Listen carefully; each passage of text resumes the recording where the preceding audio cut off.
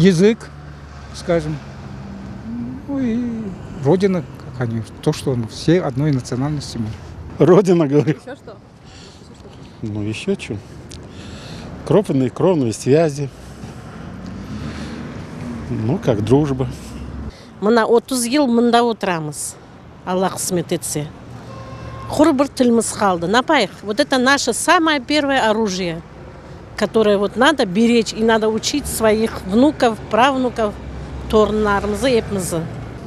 Религия. Что объединяет? Дружба? Что мы татары, крымские. Любовь к родине, языку, культуре и к народу, к своему, конечно. Наш народ – это самый-самый в мире. Правда, немножко нас мучили. Это как многострадальный народ. Но надеюсь, все будет хорошо. Естественно, нас объединяет любовь к родине, к нашей. Со всех уголков земного шара рвутся домой. С чего бы это? Казалось бы, везде хорошо. И в Узбекистане жили хорошо, и в Казахстане жили хорошо. А нет, все бросили и приехали сюда. Это любовь к родине в первую очередь. И она не продается.